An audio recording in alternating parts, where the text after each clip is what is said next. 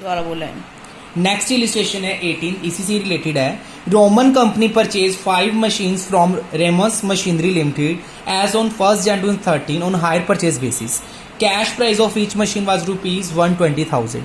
Payment was made as follow: 15% of cash price down payment and 25% of cash price at the end of each year for 4 years. So Roman company write off 15% depreciation annually on written down value method, and the payment due to 31st December 2014 could not be made.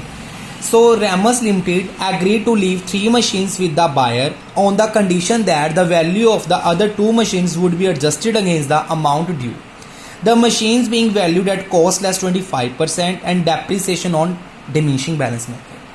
सो रजी इसमें क्या है, first of all जो purchaser है उसने 5 machines को take over किया है। एक मशीन का कैश प्राइस 120,000 है, तो 5 मशीन्स का कितना होगा 6 लाख। डाउन पेमेंट कितनी है 6 लाख का 15% 90,000। 4 इंस्टॉलमेंट्स है 25% ऑफ कैश प्राइस की ईच है। 6 लाख अगर टोटल कैश प्राइस है तो 25% कितना हुआ 1.5 लाख। तो 1.5 लाख उनकी अगर इंस्टॉलमेंट की अमाउंट है तो हायर परचेज प्राइस कितना हुआ 6 लाख इंस्टॉलमेंट्स का, 90,000 डाउन पेमेंट का, टोटल 690,000 हो गया, जिसमें से कैश प्राइस 6 लाख है। तो इंटरेस्ट की अमाउंट कितनी आ गई 90,000। सो इस क्वेश्चन में भी वैसे क्या है, first of all rate of interest क्या है गिवन नहीं है, तो हम इंटरेस्ट को कैसे डिटरमाइन करेंगे। ईयर एंडेड 31 दिसंबर 13, 14, 15, 16, 4 इंस्टॉलमेंट है, टोटल अमाउंट हमने पे करनी है 690,000। 690 में से अगर 90,000 मैंने डाउन पेमेंट दे दी तो रिमेनिंग कितनी बच गई 6 लाख। फिर मैंने 150 की इंस्टॉलमेंट पे कर दूं अगर तो 450, देन 1.5 लाख की 3 लाख, देन 150 पे कर दी 1.5 लाख, देन पे कर दी तो खत्म। तो रेशो बना ली रजे, और इंटरेस्ट को मैंने रेशो में क्या कर दिया डिवाइड कर दिया। So first of all machinery account और रेमस लिमिटेड अकाउंट हम बनाएंगे। मशीनरी वैसे ही अगर उसने क्या है, अगर 1st January 2013 को परचेज किया है, फर्स्ट पेमेंट कब होगी 31 दिसंबर 13 को, सेकंड पेमेंट कब होगी 31 दिसंबर 14 को, लेकिन 14 को तो उसने डिफॉल्ट ही कर दिया, तो 2 इयर्स के अकाउंट बनेंगे। First of all machinery account to vendor 6 lakh की, डेप्रीसिएशन लगा 15% के अकॉर्डिंग रजे, carry down, brought down, depreciation लगा।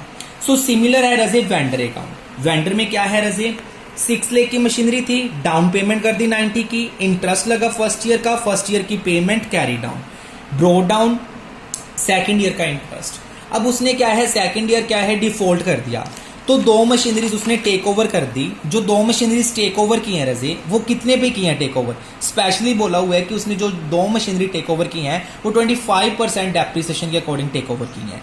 So cash price of 2 machines कितना है 240, डेप्रीसिएशन 1 ईयर का, देन सेकेंड ईयर का। मशीनरी को कितने में टेक ओवर किया 135,000 में। तो इधर आ जाएगा बाय वेंडर अकाउंट 135,000 और इधर आ जाएगा रजे 2 मशीनरी अकाउंट 135,000। अब मशीनरीज को टेक ओवर करने में सिमिलर लॉस हुआ है या प्रॉफिट वो देखेंगे। एक्चुअली में वैसे जो परचेजर है वो डेप्रिसिएशन किस अकॉर्डिंग चार्ज कर रहा था, वो 15% के अकॉर्डिंग कर रहा था। तो 15% के अकॉर्डिंग अगर डेप्रिसिएशन देखें तो कितनी वैल्यू बनती थी हमारी 1,73,400, लेकिन टेक ओवर कितने में किया है 135,000 में, तो कितने का लॉस हो गया रजे 38,400 का। तो लॉस हम मशीनरी अकाउंट में डाल देंगे बाय प्रॉफिट एंड लॉस 38,400, बाकी रजे बाय बैलेंस कैरी डाउन और उसका आ जाएगा रेमस का बाय बैलेंस कैरी। ये था रजे इलिस्ट्रेशन 18, ये टॉपिक डिफॉल्ट एंड रीपोजिशन।